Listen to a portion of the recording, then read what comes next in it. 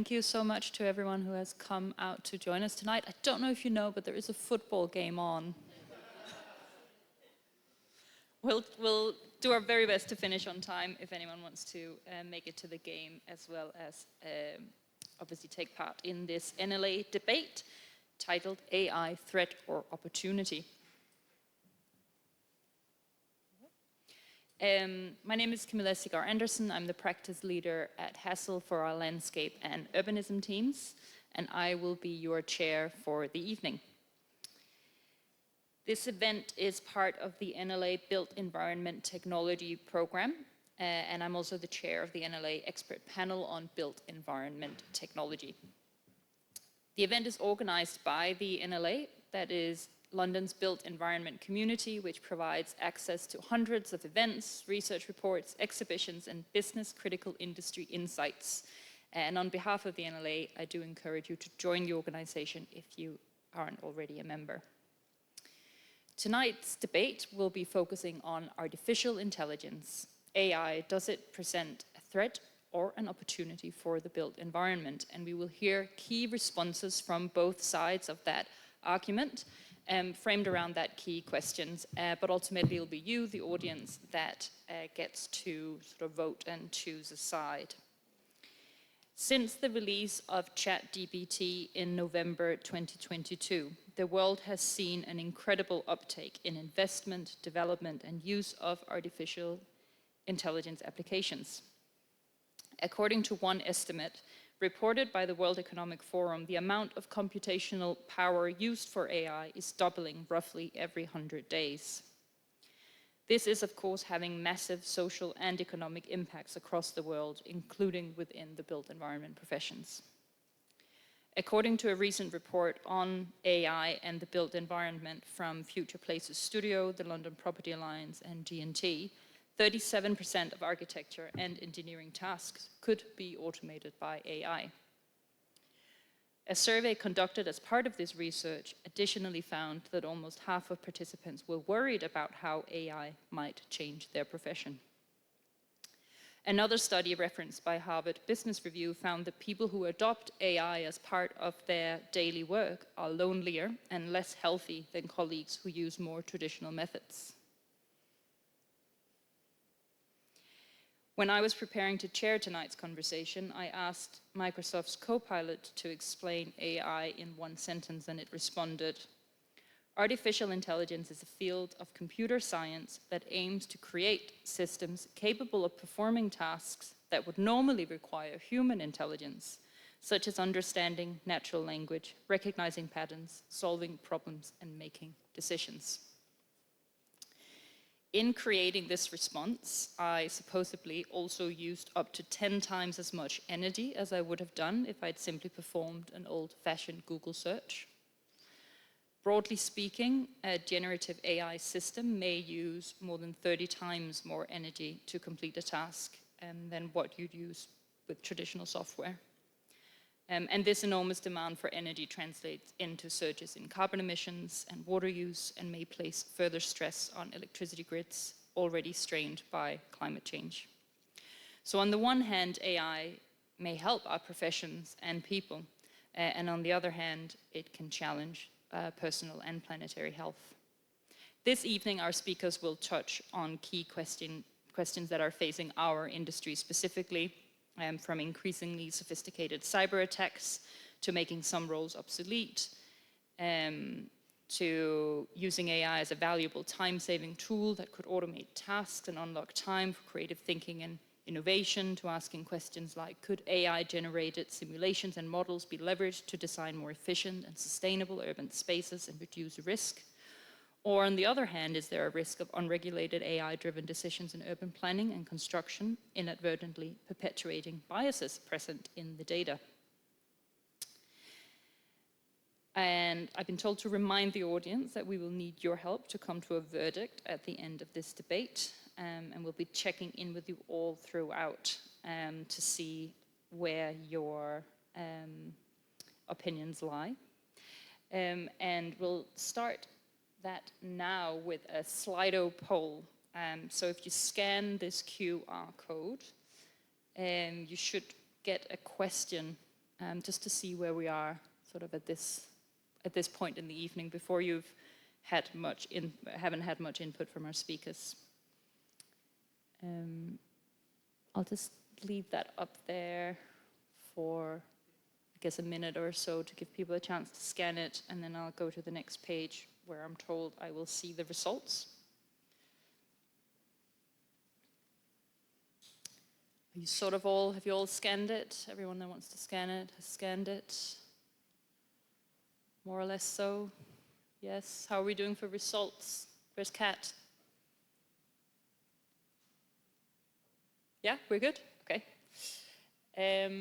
So on this slide, we should be able to see the results of the Slido. Oh, actually, okay. Wow. So 39 people have responded, and 90% of you would say that AI is an opportunity over a threat. Only 10% of you would classify it as a threat. That is overwhelmingly positive in the favor of AI. So let's see what our panelists can do to sway you either way in the coming discussion.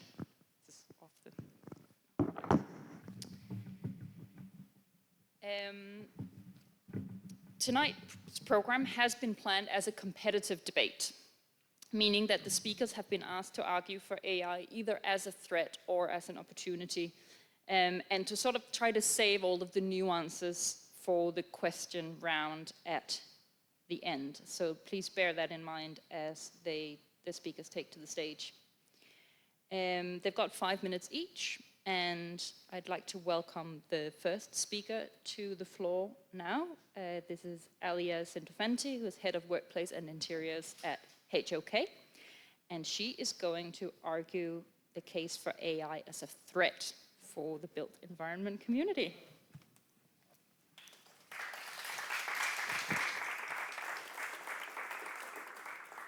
Hello, everyone. Can you hear me well? Wonderful. Hello. So yes, I'm Alia Sintofenti. I'm a Head of Interiors for HOK in London, and I work across a variety of sectors, both locally and globally. And what's a really interesting fun fact about me is I'm also a bit of a sci-fi nerd and a bit of a geek, and that definitely is something that influences how I do design. So AI is something that's very close to my heart. But as a futurist, having read many, many authors like Arthur C. Clarke, Philip K. Dick, and I'm very happy to share any input on TV shows or anything like that, because I watch so many and they all influence what I do, is that I'm very much set more on the dystopian end, because I'm fully aware that with all the benefits AI brings, it can bring a lot of disbenefits. And one of the first things that's really important to acknowledge is AI is already out there. We are consenting every day, doing things every day. So to think that this is a new thing is not new. And it's really important to acknowledge that. The cat is out of the bag, Pandora's box is open, and we're all watching videos of what's the cat going to do with the box? And we don't know. And these are the things we all need to factor in. In terms of different topics I wanted to discuss as it relates to the built environment, it's important to note that where certain topics I wanted to discuss, I may not get through them all in the time, and I've got my watch here to validate that. But anyway, in terms of one of the topics I wanted to talk about, I really wanted to look at how we deal with users and the user engagement as it relates to AI, because ultimately what we do as designers is so much about that, the customer generation. How do we deal with that? How do we deal with the fact that not everybody's the same? As part of HOK, we deal with neurodiversity, and we look at the fact that not everybody is the same. People have different reactions to technology. Not everybody loves technology. Also, even younger generations are looking at technology and looking at distancing themselves. People at Google and Facebook are highly aware of the impacts of technology, and they want to look at this and kind of go, is it valid? Is it true? And when we're dealing with users and how we deal with neurodiversity, we've also got to look at technology itself. How do we deal with technology when it doesn't work? When it's working, it's really great, but I'm sure all of us today have had issues with technology, whether it's at work, in meeting rooms. What happens when an AI system has control and is doing the thinking for you? What happens then? Are you going to be trapped in a hotel room, a beautiful space, but if AI is doing the thinking for you and you have no human engagement, how does that work? So the human engagement is still integral to making AI work. So that's topic number one. Topic number two, it's great, it's going to create all these wonderful images, but isn't there the issue of Pinterest already, Or you've got all this copycat generation. Are we going to be in a position where actually we're not going to be designers anymore? We're just going to say, let's just try all these different options, and we're not going to have time to do the thinking. And that's really important. Also, where's the data coming from? How valid is it? How do we manage that? At HOK, we do a lot of assessment. We self-regulate, and that is incredibly important in terms of how we approach this topic. It's not something you can just let it run its course. It requires senior level input to check and audit the content to make sure the validity of the data.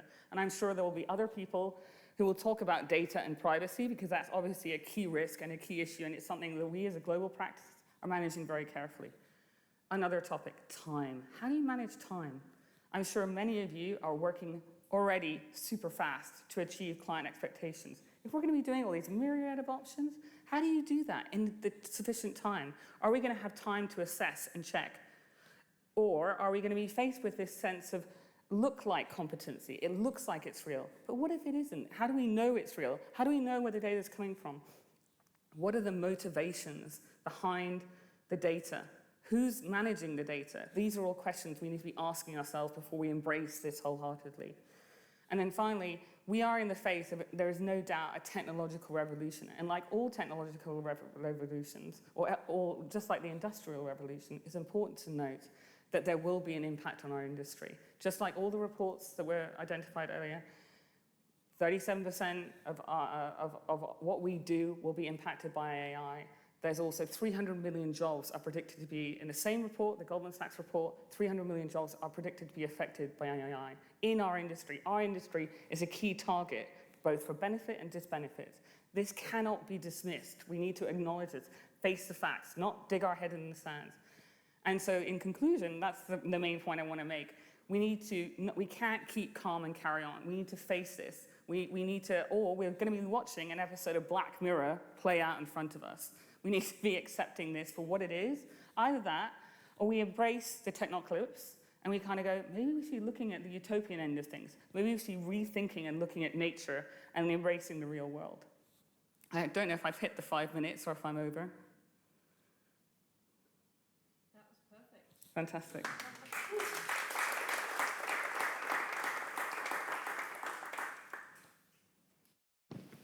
Thank you, Alia. That was a wonderful, I think, provocation against AI, or certainly making us all think a little bit more carefully about how these technologies are integrated into our lives, and particularly how they are integrated in a way that is inclusive of all people and perspectives, and that also remembers what is actually valuable in this world, and that it still leaves space for things like nature and human connection.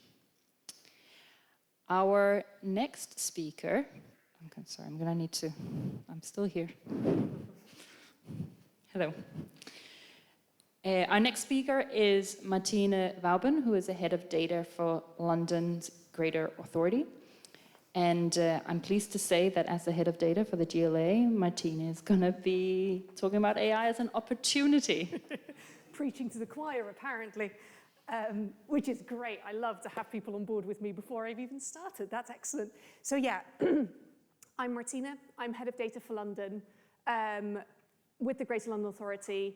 Just in case people don't know, the Greater London Authority sets out the London Plan, which essentially is the big strategic plan for how London's built environment and the economy should work. The Data for London programme specifically tries to fix the plumbing for data for London. And that means that I am trying to essentially put up the scaffolding for all the nerds in your organization, right? And all the nerds across London trying to make this opportunity real.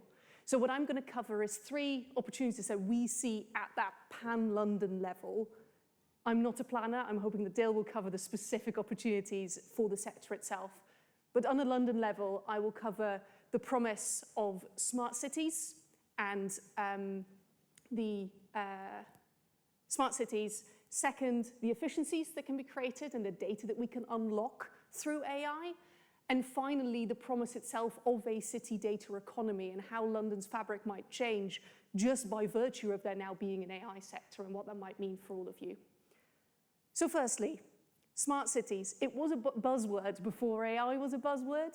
The thing is, we haven't really made it happen, right? The idea was that Internet of Things was going to change the city's fabric completely, and actually what we've done is rolled out a bunch of pilots, and individual sites have sensors, but we don't actually have the digital twin that was promised.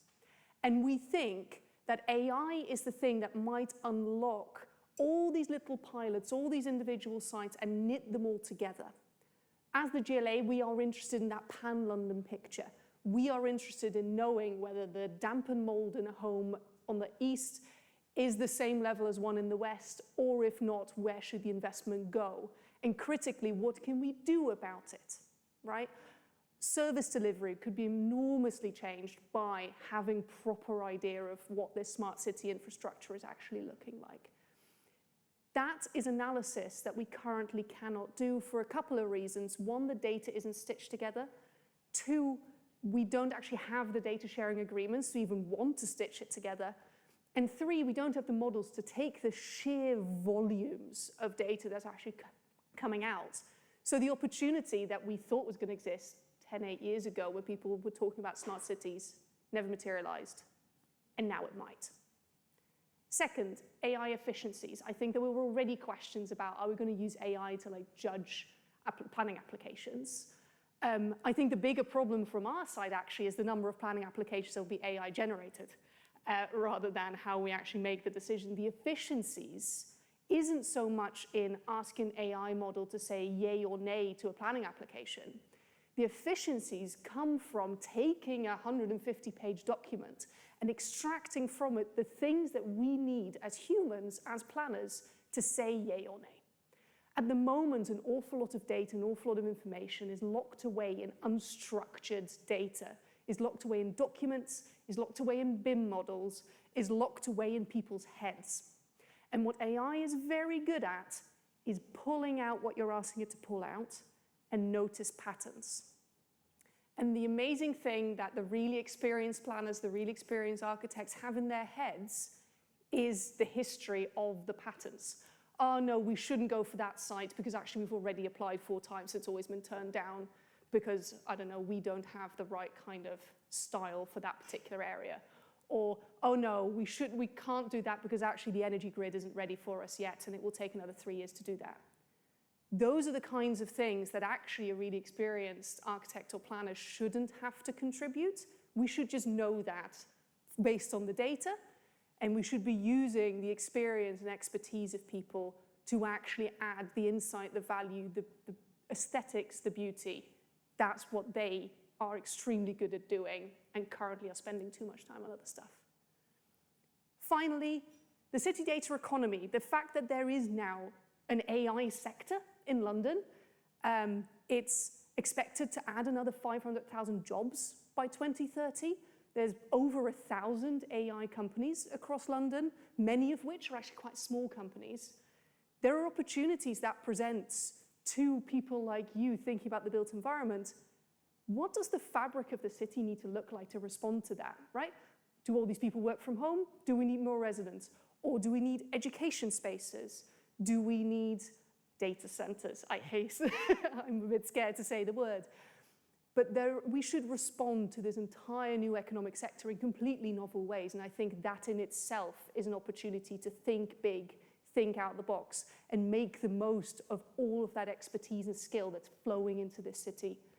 And I think as a sector, as you said, let's bring that into how we are thinking and not let it threaten the jobs, but actually use those jobs and bring them in.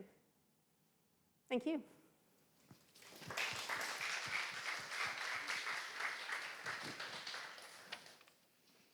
Thank you, Martina. A strong case for using AI to deliver on the smart city promises that were sort of made in 2008 and have yet to materialize, amongst other things, of course.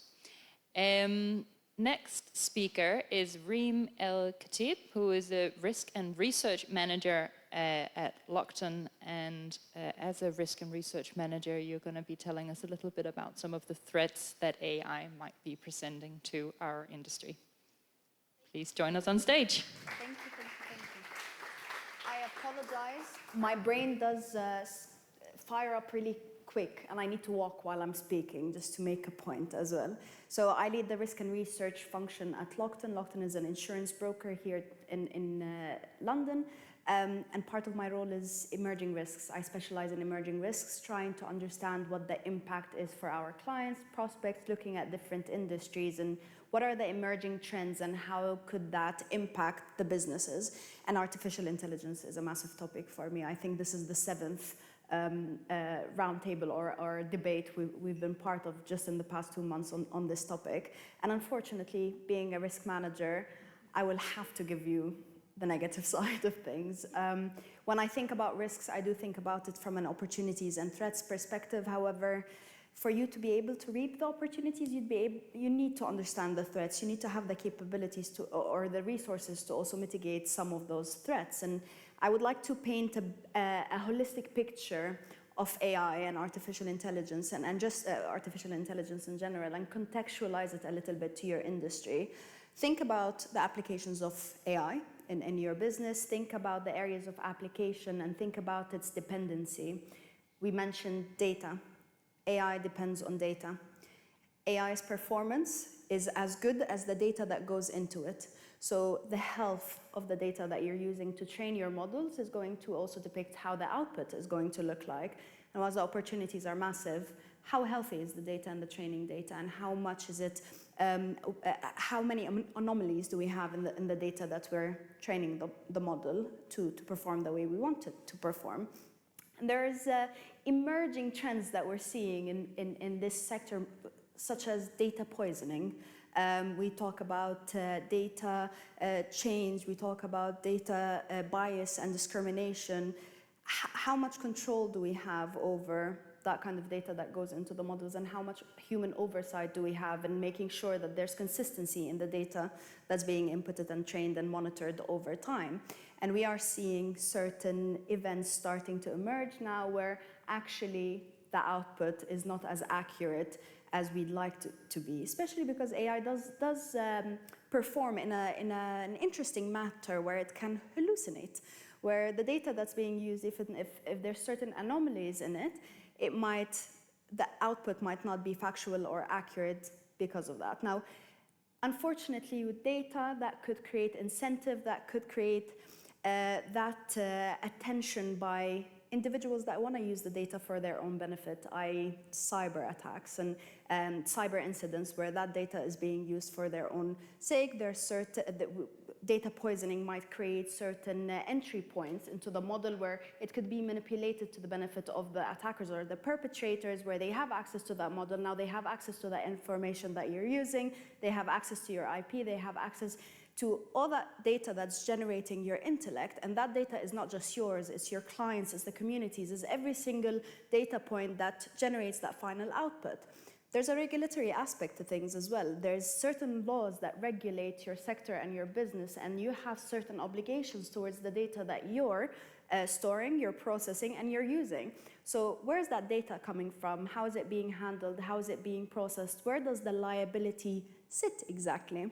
And then interconnectivity of risks. So if your data is being manipulated, the output is not being factual, you have that legal perspective, you're losing the trust of your clients, your brand reputation is going down, you're going to lose business, means loss of financials, brand reputation to the floor. Interconnectivity of risks. Risks don't exist in silo. They do trigger each other, and the velocity of risks is accelerating quite fast. One of the things that we talk about in technology is that it's an accelerator of risks, and it's accelerator of existing risks and emerging risks. So if I think about it from a risk manager's perspective from your behalf, let's say you have certain issues around or certain concerns around IP or health and safety, that could increase it if the model is not performing the way you want it to perform based on the data that you're using, or if it got attacked by a perpetrator and you haven't detected that because, let's say, of adversarial attacks, which is evasion of your modeling system, manipulation to the output, etc. So there's a complex image that we need to be aware of, and we're part of a bigger value chain. You have risks inwards and outwards, and we've seen that recently with an event of a professional services firm that got that fell victim to a deepfake and unfortunately transferred 20 million in funds to a deepfake, which was an external perpetrator. So you're not just exposed to internal risks because of your internal operations, but also because of your external community and how other vendors that you're part of are using AI. Thank you.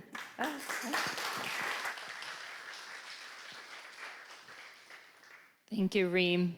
Yeah, I'm sure the professional services firm case did scare quite a few consultancy businesses around the world. Our final speaker is going to be Dale Sinclair, who is the head of digital innovation at WSP. And we're going to finish on a positive note, talking about AI again as an opportunity. Thank you very much. So I'm not sure if it's good to be last or worse to be last, but certainly let me build on something. So Camilla's right. We talk about ChatGPT, and if ChatGPT had not come along, we probably wouldn't have this discussion tonight. But Alia is absolutely right. We've been doing AI for years, and we've just finally the Pandora box is open. But taking Reem's comment there, we've been using LLM models backed into some of our simulation models for years, and we're really alert to that risk because we're designing buildings using new tools. So our engineers still rely on a lot of traditional processes to back into the AI processes. So those risks are being managed. But for me, the one big thing that I always anchor my own comments into, and again, this is not new. 5 years ago, Daniel and Richard Susskind published The Future of the Professions. And the one big takeaway I always remember from that, you said, everyone, and this applies to everyone in this room, it's going to be really, really tough for a while because we're doing so many things. We're adding fat to the process. So for me, BIM is adding fat to the process. So much of what we do is we're taking what we've traditionally done for 500 years since a bunch of Florentines invented the scale drawings, and we're mashing into that all these new technologies. So things are going to get really hard. But what the Susskind said is once AI comes along, things will start to get easier. And think about every day you're doing Teams calls, you're doing text, you're doing WhatsApp messages. We've just got things coming all over the place. And their vision, which I think is absolutely correct, is AI will eventually come along and make things easier and make things so much easier for us all to do. And I guess where I come from is I see two visions of how we get to the future. We either optimize what we've done for 500 years, which is where we actually add more and more waste to the process, or we look at AI as a friend and as this amazing tool that will make life easy. And certainly with my team just now, we are seeing that vision of that paradigm shift in the future. We're looking at new ways to make building. We've got a project just now where we've taken the construction program down from 6 months to a month. We're looking at decision making. And again, think about it. The big thing for me is everything about that 500-year-old process is about the human brain. Now, I'm sure all of you have sat in a meeting today and made some decisions on an individual project. It's insane. It's a crazy process. So back to what Martine said, for me, we haven't even begun to look at the data foundations of the future. So AI is not really going to power up until we can actually get proper handle on the data. So for me, what I get really, really excited about in the future is that we use AI to deal with the challenges of the future. Look, we're trying to decarbonize what we do. And we're learning new things every day. We're using new systems in buildings, ground source, heat pumps, photovoltaics. We haven't done all of this before. So we need to use AI to help our knowledge management, to accelerate our knowledge in the future. And I do genuinely believe that once we get a handle on AI in the future, it makes life easier. And it really empowers us to actually not have 1,000 decisions to make in a project, but 10. But those are the 10 that will smash it out of the park, that will make that project a game changer. And how cool would it be if we had that focus and not all this noise? So seriously, I'm sure all of you today have had all this stuff coming at you. So my final point is AI will make life easier.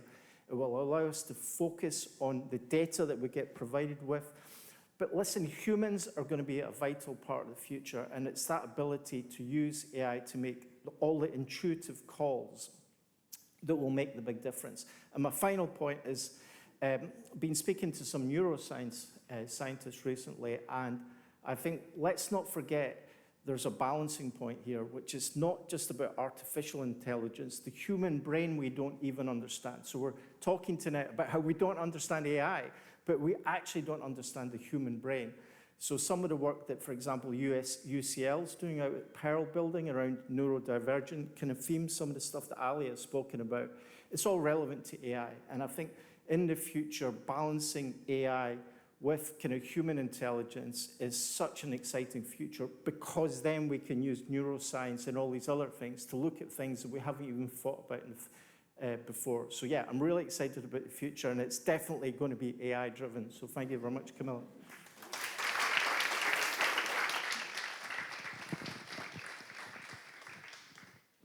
Thank you, Dale, and well done to all our speakers. You were excellent timekeepers. We are now going to redo the Slido. So if you'll take your phones out again, we're going to see if our speakers have managed to sway any of you either way. So before it was a 90-10 split, and then as soon as we have the results in, we'll ask our speakers as well to come up and take a seat. And I'm going to open with a question or two, and then we're going to open it up to the floor to ask questions as well of our panel. I've been giving the thumbs up. We're ready to see the results. And the results are that some people have been persuaded that AI is perhaps a bit more of a threat than we thought when we started off. So well done, Ali and Reem.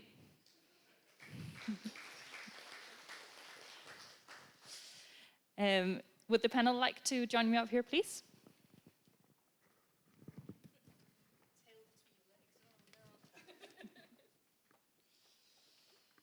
I mean, it clearly is a very important topic for our day and age. And I know that especially, Ali, at the beginning, you were talking about what approach we take to handling these technologies and to what extent we're just sort of letting ourselves be swept away by them, and to what extent we might actually need to stop and think to make sure that the deployment is indeed inclusive and sustainable and desirable for the outcomes that we want to achieve as a built environment industry, but also very much as a global society.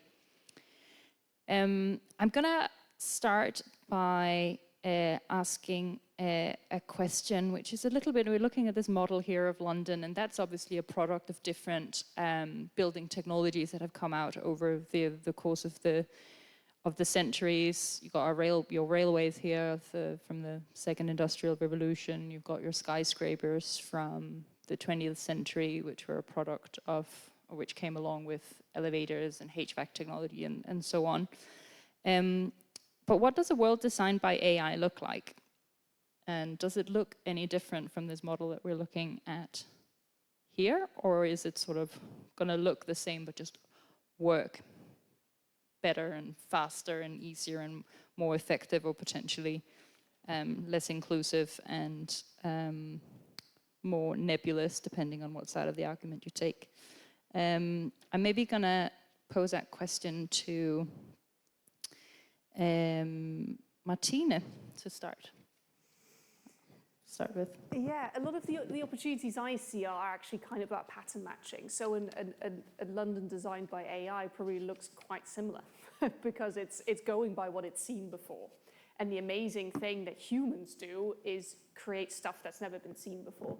So it might be a more kind of, there might be less kind of genuinely novel stuff that gets come up with, but actually a lot of London's problems, probably we can get quite a long way by doing just more of the same stuff that we already know is good.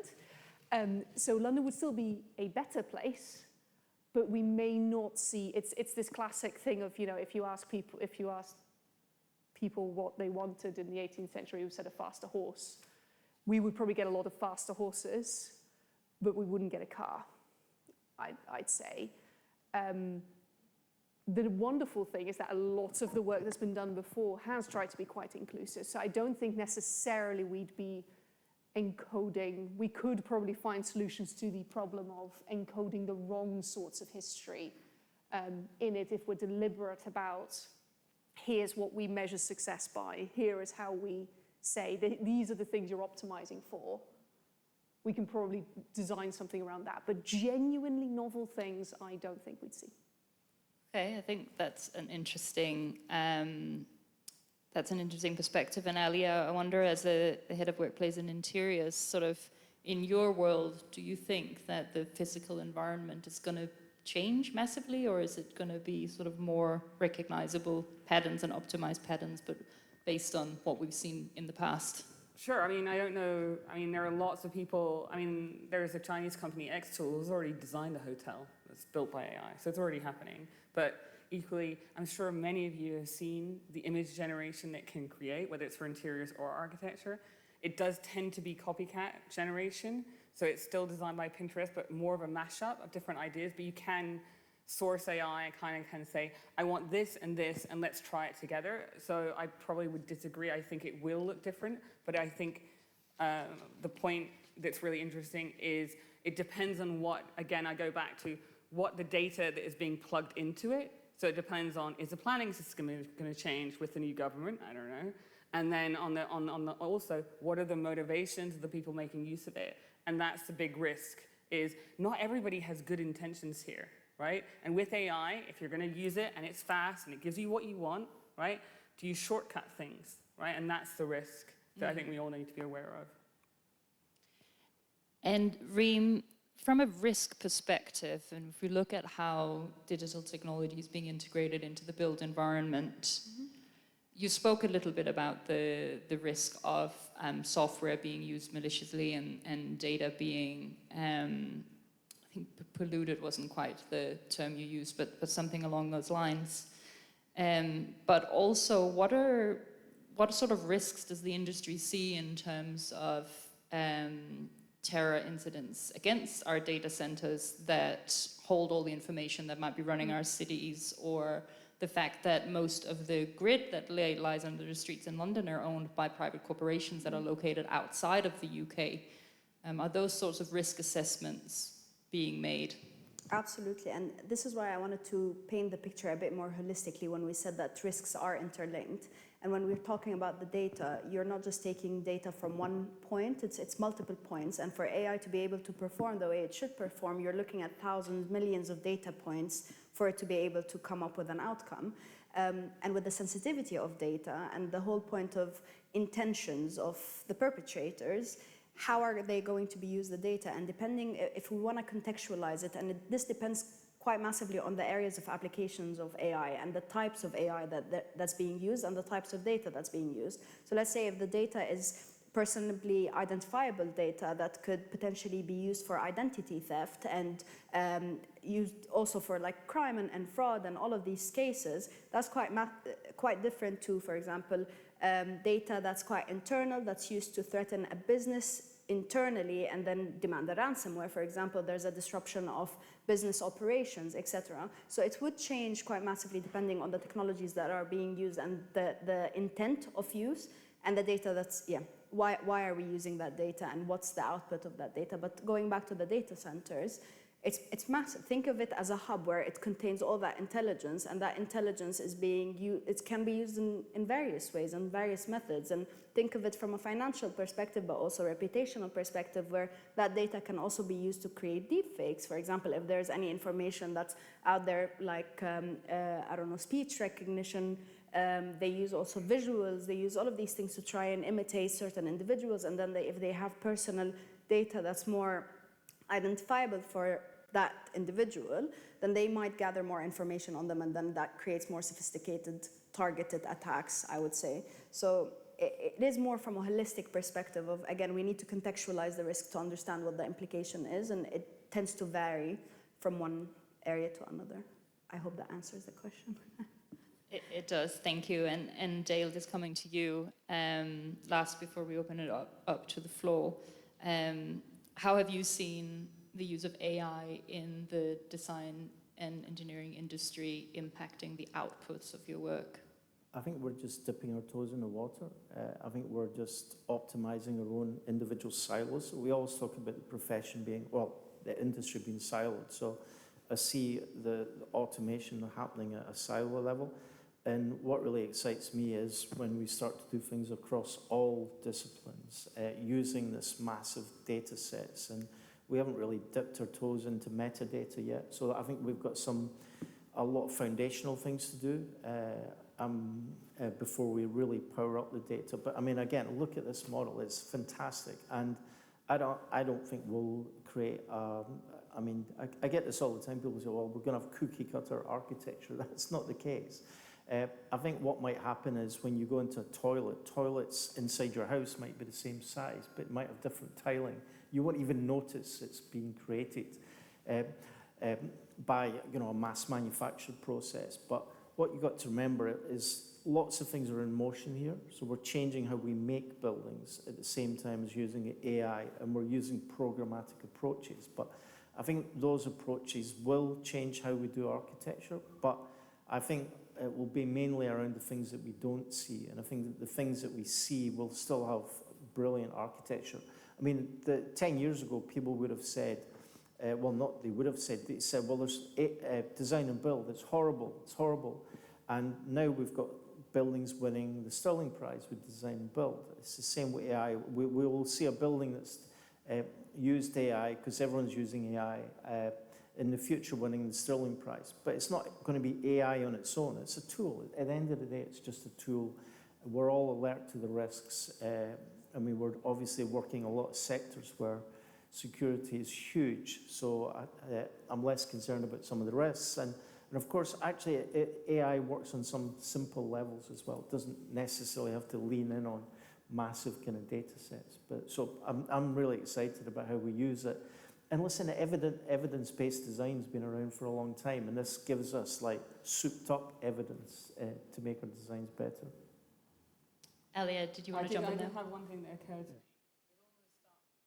With AI, and it's a bit like the advent of cars that are self-driverless and the whole insurance industry. Who's at fault?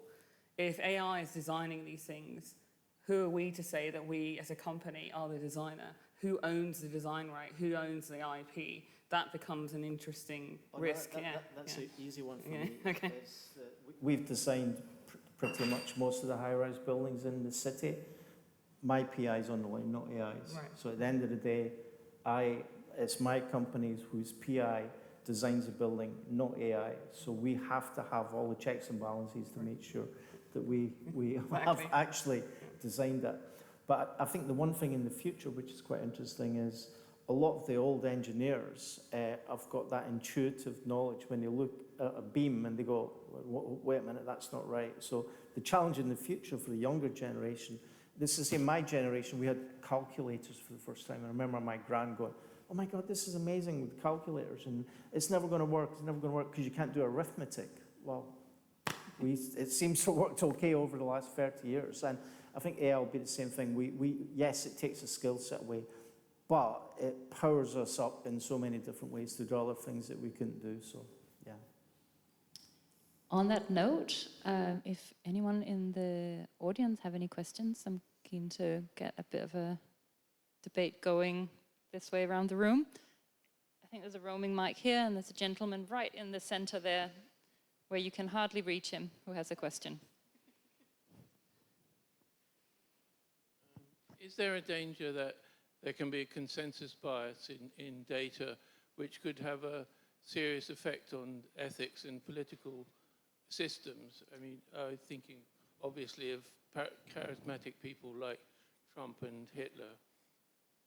Do you mind just introducing yourself as well? Yeah, I'm Michael Dunning, I'm an architect. Thank you. Good question. A lot of the challenges that we're seeing just now around politics is driven by just uncertainty.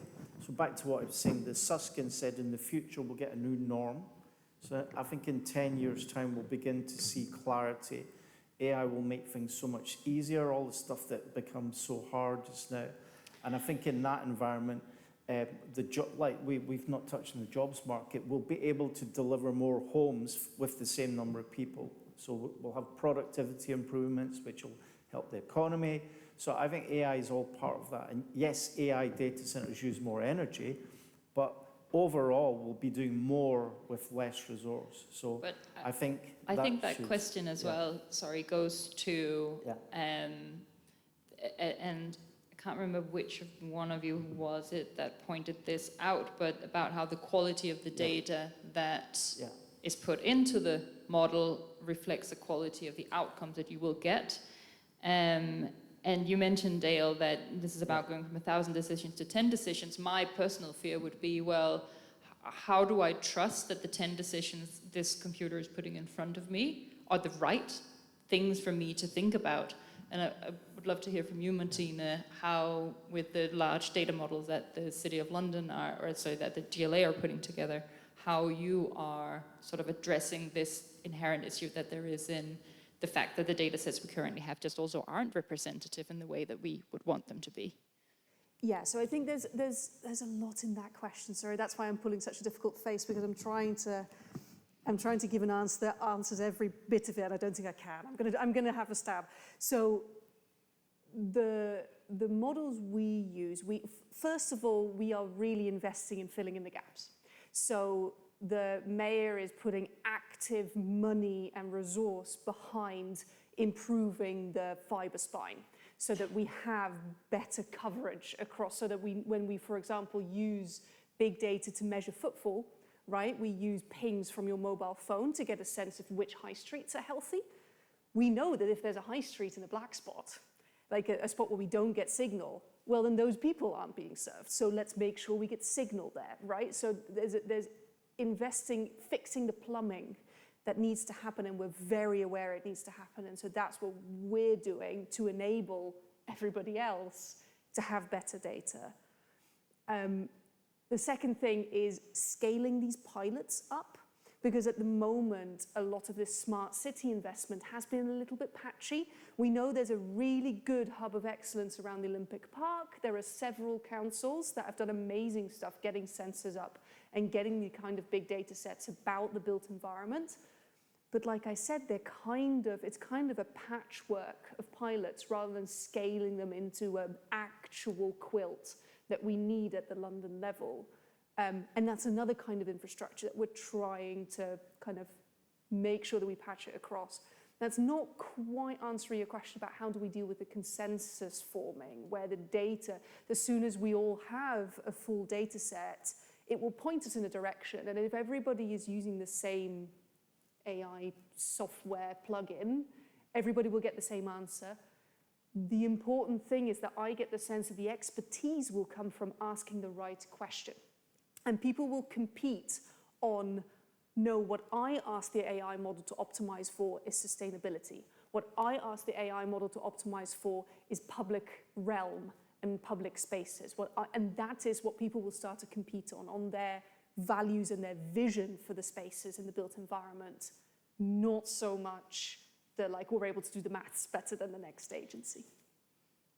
Thank you. Thank you for answering that question. And I just want to take that same question and give it a slightly different focus for Reem to respond to. And that's in the context of how an office is run, for example. If a business is using AI software in their recruitment process, and it then comes out that they are sued for excluding people based on a bias that is in that model, who is liable for that lawsuit? So I'd like to take a step back again and look at things more from a risk management perspective. I did give you the negative image of things, but unfortunately there's no way forward if we don't take risks. So to us, a risk is an opportunity. And for you to be able to reap that opportunity, you need to have proper risk mitigation strategies internally. So I would say the first step is awareness and consciousness that there could be an issue in terms of the health of the data that you're implementing into training that model. In terms of discrimination and bias, unfortunately, we do have legacy issues when it comes to data because of the representation and availability of data over time, but also in terms of demographic shifts. And this is something we can't control because it did happen in the past. This is something that we're going through and we're going to continue going through in the future. And the requirements, the way we explain certain things related to demographics and identification and all of these things, and also in terms of making an inclusive sample, it's quite hard when you already have years and years of data that is already biased in its nature because there's not that much representation of different individuals or samples or etc. So it's not an inclusive sample. In terms of liability, it's quite a hard one, and the question of liability is it's a controversial topic, I would say, of who's really responsible for that. Is it the individuals that are using that training data without overseeing the health of the data? I think that then that's where the responsibility stands. It's certain questions that we need to do in terms of doing our due diligence and understanding where the data came from, what is the process that it went through in terms of validating the health and accountability and credibility of that data that's being used and how it's being used. But then it's also a matter of continuous monitoring over time, because even if the data is perceived as healthy at the beginning, also after a while, the model tends to learn from certain patterns and trends. So there should be continuous monitoring of that model to see if the output is still, or the performance of the AI model is still compatible with your own objectives and stuff. So things might change over time and the risk will change over time. Hence, it should be a continuous cycle of risk management and monitoring throughout that process, but I'll take that step of opportunity. Unfortunately, I had to give you the threat first, but it's how do you frame it and how do you change that narrative of how do you assess those certain threats to be able to take advantage of those opportunities and how to assess the model. Yeah, and ultimately innovation relies on people who take risks. Interesting thing I might want to bring in, which is similar to Dale's point, which is we're not comparing it to like the AI. The baseline is not a perfect world with no bias. The baseline is humans in an office. That's what we're competing against with AI, and that's where all the bias in the current data comes from. But funnily, so I've built some of these models. In the past life, I was a data scientist trying to implement these things, and what every engineer worth their salt will do is have the AI model return not just the recommended candidates, but one really bad one, as in one they rate as really bad, and an edge case, someone that they would probably say just not, and then, but they don't tell the human that that's what they've done, and they get the human to then tell them, would you reject or not this candidate? If they reject the candidate that was bottom of the list, well done, good job, but if the candidate at the bottom of the list gets rejected for an unfair reason, the model will continue to learn that that's how the human thinks. And just on that point there, unfortunately, there tends to be a dissociation between the humans and the technology, where the technology is being developed to fulfill a specific objective that we have, and we're trying to fulfill that objective by creating that tool that helps us reach that end goal. So if there's a dissociation where we see AI as a technology and then we have that removed control over it, then obviously there's going to be certain issues throughout the journey. But then if we have that continuous oversight while we're trying to implement new technologies and watching that evolution over time, we're more likely to control it from the beginning rather than reaching the end and we're like, oh my God, okay, what are we supposed to do now? Because we're already way ahead in it. We're already, there's so much investment, there's so much money, there's so much resource being put into it that it might be better for you to remove yourself rather than trying to solve it. So it's that narrative of it complements us, it doesn't replace us. It's trying to support us. So how do we take ownership of that and make sure we have the right strategies in place to monitor it over time rather than just put it and it's a tomorrow problem rather than a today problem. And it's going to keep changing over time. So you need to have that oversight over it. It's not going to be the same. But I do think that point on Trump is absolutely valid. Yeah. I don't think you can dismiss it. The whole point about this and all the things I was saying is the echo chamber is present. It is out there. There are images of Trump and Biden as if they're great friends and everybody believes this stuff. If you see what you want to see, your feed is already tailored, and this is something we cannot dismiss. So that regulation is absolutely important, but we also need to acknowledge the truth of things. And some of the social media platforms have tried to deal with this and saying they're going to tailor 10 ads to the type they think you are, and then they're going to throw in a rogue one just to see if it maybe gives you a slightly different reaction, or to make sure that they're trying to break you out of that echo chamber a little bit. But even that is an incredibly artificial way, really, of replacing what used to be serendipitous encounters and ways that people would get information just from sort of rubbing shoulders with other random people in the public realm. Let's have another question from the audience. And I've got a lady on the front row here. Over there? No, go ahead. We'll go over to you next. Yeah. There is a mic. Hi, thank you. So while I work as an account manager for 777 Partners, which is a private equity firm, but my question is just referring to AI and obviously the mastermind, which is the brain. How do we integrate AI and see it as an opportunity in the architecture and design space, or in any other sector, but still preserve the creativity and I guess what the human mind can really bring to the table without diminishing that, and just relying on AI, and in 10 years' time we realize that maybe we've kind of gave so much space to the AI, to AI as a tool, and we kind of let ourselves go and yeah, just relying on it too much, I guess. How do we preserve what the human mind can bring into the table in all of this? It's that initial intention, setting your objectives. Why do you want the AI tools and the technologies, and trying to share that knowledge internally, where you have a clear vision of the AI tools that you want to use for a specific objective and a purpose.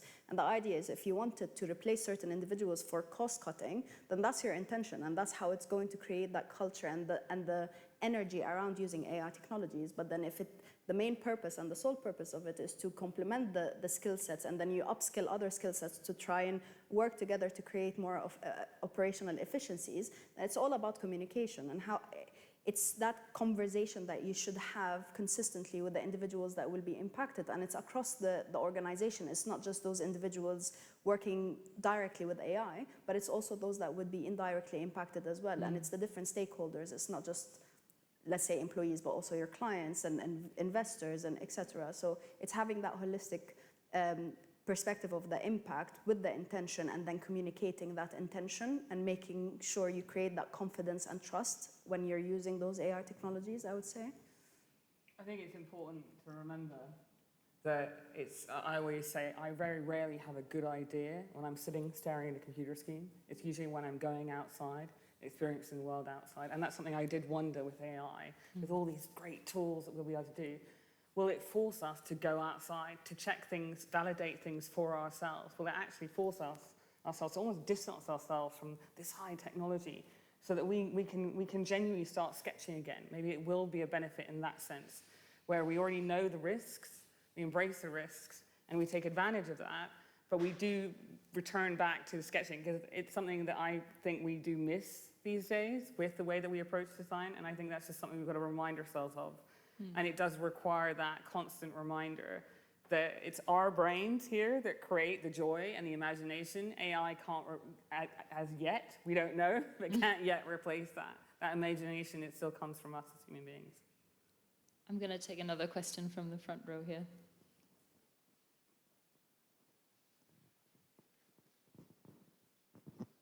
That kind of stole my thunder a bit, actually, because I was going to ask something very similar. But I think, actually, a big question is, AI already does things that we didn't think it would be able to do 10 years ago, 20 years ago. Is it a possibility, actually, that this imagination, the creativity that we think that only comes from the human brain, is it possible that AI starts to learn from itself to be able to produce that? It sounds very weird that it would ever happen, but with the rate of development that we're seeing in technology, is it possible that it will basically enable itself to have that creativity, whatever that looks like? And then what is the human role in that sort of scenario. You're absolutely right. We've seen some amazing stuff happen. Possibly could. Academically, the interesting thing that researchers are really struggling with, as the power of the models gets bigger and bigger and bigger, it might eventually learn creativity. They call it alignment. It's this problem of how do you give a model all of the world's information and then also teach it what the British Planning Authority likes, right? And what does the British Planning Authority like? Great question. We're about to find out, aren't we? But it's about values and about what are we optimizing for. Because it's a lot of them are currently global models. I had a lovely chat last week in London Data Week with people who are trying to locally contextualize language models so that like maybe in one culture, cats are seen as great, in another culture are seen as really unclean, so the model should know that. Those kinds of things. I think you can do the same for the built environment models that are you know, I want to design a sustainable building for London, and you might get different sorts of answers. And that kind of alignment, this looking at the output of a model and saying, this is going to do great in Barnet, is going to be something that humans are going to stick in the loop for, partially because what British planning authorities like is going to drift over time. We're going to, like I said, at the moment, we probably need a lot of cookie cutter types of housing because actually that's probably a good thing for a lot of places. Okay, fine. But so, you know, Barnet might change its mind 3 years from now, and only humans are going to know that. I think I'd also rephrase that question. You're asking, is it possible for AI to replace human creativity? And in a lot of areas, yeah, it probably is, or it almost definitely is, but is it desirable? And you asked that question of what will the role be of people in the future? Well, we're in control of this ship, so we decide what role we would like to have. And I think when it comes back to what some panelists have mentioned already about asking the right questions, the first question is going to have to be, what role do we want to have in the future, and how do we develop AI tools that enables us to step into that role instead of ending up in this weird struggle where suddenly I have to farm out potentially areas of my life that I enjoy to a computer because it can do it faster and more effectively than I could maybe do it. I think it's important to remember that AI, I don't think, will ever have a moral compass. I don't think it will ever care. So it's worth thinking about that end of it. And that's what matters. It's the moral compass side of things that matters. But we don't know. I think that's generally, Google DeepMind sees AI as an existential threat. You know, these are not small companies that are worried about it. They're quantitative futurists who are really concerned about the direction that this is going. We don't know yet, and I don't think there's any data to say that we know for sure. But for right now, we're in a safe space, as long as we create the regulation to support that. But we don't know. What I would suggest is if you read the Creativity Code by Marcus de Soto, it covers all that, because he's a mathematician who is obsessed with creativity, and like talks about, like, if AI designs, does a painting like Picasso, is it Picasso? Well, of course it's not Picasso. If we tell AI, design me a building like architect X, well, it's not by that architect X. It is just not. So I think the dilemmas, around that, or yes, we can design a building to be automated into production tomorrow, but I still think architects have got a role in the community and all these other things. But this idea that every single building needs to be different, I mean, that's where the architectural profession needs to really come together and say, we don't need every building to be unique. We just need communities to be different. And I think we can work around that and be creative with AI to solve those big challenges. I think one key question is going to be how the markets will react. Because honestly, I don't actually know how many people care what architect built their building, as long as it gives them a roof over their head. And a lot of people will just stick some artwork on the wall that they think looks nice, whether or not it was made by someone that comes from a creative background who was inspired by it taking a walk through London to create that piece, or whether the AI made it. So I think we have a real job to do to restructuring our value systems, or the market will probably just use AI to make a lot of creative pursuits more effective and efficient. Maybe. surpass our capabilities to be creative, but there's the question of feasibility and being realistic. We do have limited resources, we do have limited capabilities. Who's going to execute that idea?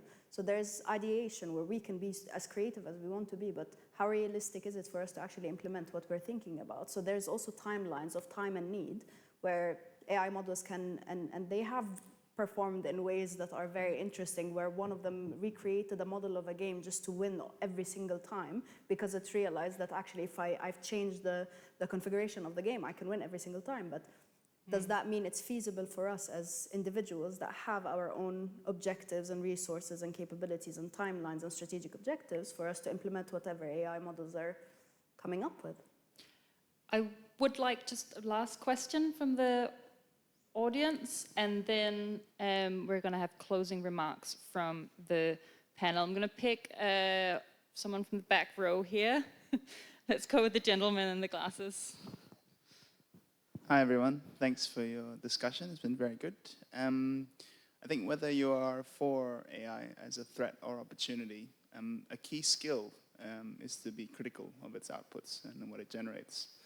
So how does one equip our industry with that, whether it's parsing deep fakes in news or phishing scams or the amazing numerous number of generations that we have to pass to get to the design solution? Thank you. And maybe actually if the lady next to you would ask her a question as well. We'll take two at once and then wrap it up.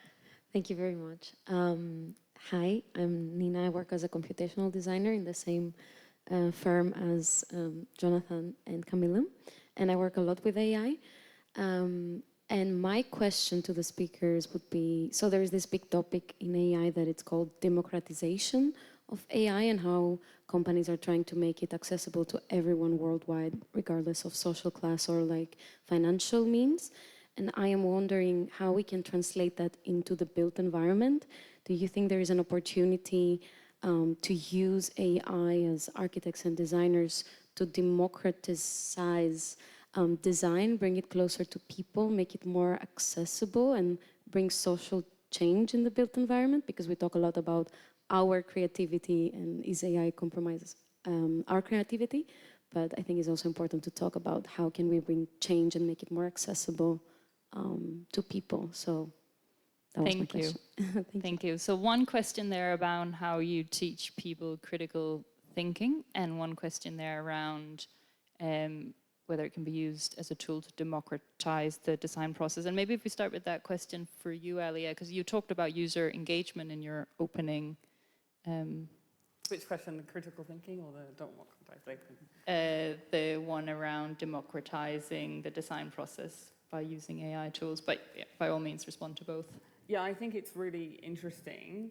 I think some of the panels we've had recently have spoken specifically around demographics, but also vulnerability, and the distance, the divide between people will actually become greater with AI, which is really interesting. It's not something perhaps I hadn't thought of, but that is a critical risk, and it is something that worth recognizing, that while that technology might be more plural, it will be something where it is more likely those divides become even greater. And that is something that is identified as a key risk, which is interesting. So I think that it could be democratizing, but it depends on, again, the question, the motivations of the people who are making use of the data.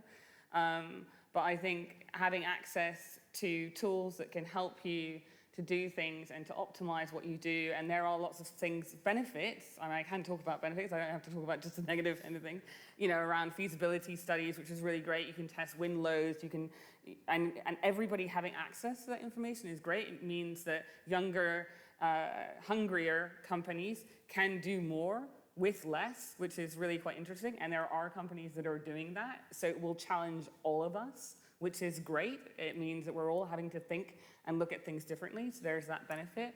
But like I said, that divide and also the vulnerability needs a sense check. And so almost answering the other question as well, is that bit where around the seniority of the people, what you cannot dismiss is people need to be checking it, and it's the type of people need to be checking the information. So generally, we're looking at having key personnel sense checking the data all the time, and that's quite critical. Dale, do you want to add a comment as well? Yeah, well, I think it just let's remind ourselves that like community-led designs have been around for a long time, and actually that in itself is an opposite problem, because designing by committee doesn't necessarily create great architecture. So there's always judgment calls to be made. But one thing I would say, and of course things like GIS, now if you align GIS, we can survey people in the street, and we can actually find out comments right down to the corners where people are really negative about things. So again, the data sets are really powerful at getting new ways of getting communities to engage. But actually, I want to go back to the high level, because one of the things that Susskind said, and we haven't spoken about this yet, what if the planner of the future was AI? You know, because Susskind said, well, the client of the future might be AI. So the question for us as professionals is, what if the planner and the client of the future is AI? How do we then act as designers? Because it might say, well, the computer says, no, you know, you've not designed accordingly. And the reason why that's important is we're already having those discussions about ChatGPT. We're now getting bid documents say, you must not use AI tools when you're writing your bids. And we're also seeing, you know, kids are saying, you must not use AI. So it's going to be the same thing. If the planning process overlays AI tools, they might be saying, well, hold on a minute. Because go back to the point, if we can get millions of data points to make the right decisions, why would we want to resort one person's brain and their intuition? And I'm not saying intuition is really important, but we can't just have this whole city designed by people making decisions about individual points based on the knowledge in their head, when we've got massive amount of data that we can use to do better design. So the future is definitely about mashing the human brain with AI, and it's getting that balance. But at the end of the day, it's just a tool. It's just a tool. I think that's a really interesting point to weave together with your example of cats and whether you're in a city where cats are liked or not. Because, yeah, you can have a data set that'll tell you that, but also any local person living there will know it, right? But we suddenly have to worry about making this condition a line in the spreadsheet that's either, I don't know, yes or no, and then that impacts your model. And my big question with all of this is, are we ever going to be able to capture all of the data points that need to go into a model in order for that model to output a reliable results, considering all of the inherent knowledge that does go into decision making, extracting all of that into lines in a spreadsheet? Because ultimately, once you extract data, it ends up looking like a spreadsheet. But how many humans can do that? How many humans actually take all data points into account when they make decisions? Everybody here who makes designs has things they care more about. Totally. And rows and variables that they basically ignore because they think they're not as important. And the AIM was going to do the same. And I think it's quite important that we are honest about our baseline here. Absolutely. And is it an improvement on the baseline? In a lot of cases, probably it is. Yeah, but that is the question of whose brains are in that room where those decisions are being made, and maybe one of those brains in the future will be AI. We are coming to the end of today's discussion. I'm very sorry about that. I'll ask, and you weren't prepared for this, so I'm pleased to find that you're all very good at thinking on your feet. I'm just going to ask each of you to say the one threat you want people to walk away with at the back of their mind, and the one opportunity you want them to walk away with. So it's a one-liner for a threat, a one-liner for an opportunity. The key thing you want people to weigh up on their way home on the tube or to the pub around the corner for the football game. If you're ready. For a threat, I would say over-reliance. And as an opportunity is innovation. Threat, I'm going to say motivational or questionable motivations. And for an opportunity, I'm going to say the ability to optioneer to a multiverse of solutions. Let me just kind of contextualize. So the thing about construction and the design process is every building ends up being unique. and anyone can change anything at any time, right? So the biggest strength of construction is anyone can change anything at any time, but also the biggest weakness is anyone can change anything at any time. It's the same in this new future. If we've got to learn how to use this tool, so let's not be scared by it. It's a massive opportunity, but you're right, we could use too much data. So it's getting a balance between the human insights, human intuition and those creativity skills and balancing it. But we have to use all this, the power of all this knowledge that we can use. So it's getting that right balance. And maybe if we go too far, then we end up with the cookie cutter. If we don't go far enough, then we're not leveraging the insights that would make brilliant communities and make our cities better and allow us to deliver 1.5 million homes faster, cheaper, better, greener, safer, and all these things. I'm not quite sure how to summarize that into a threat and an opportunity. I'll be honest. It's okay. I'll put it into AI, and AI can do it for me. Yeah, nice. Thank you, Dale. And Martina? I think the biggest threat is actually volume, which is interesting because you just said that multiverse is the biggest opportunity, but I think the multiverse is going to be our biggest threat because we're just going to be overwhelmed by the sheer amount of stuff people can now generate. And what do we do with that? Let's find out. It's probably going to be like AI versus AI, I guess. I think the biggest opportunity is probably less waste. It's probably, less kind of dead ends, pieces of paper that end up in drawers, hopefully. But let's see. Thank you.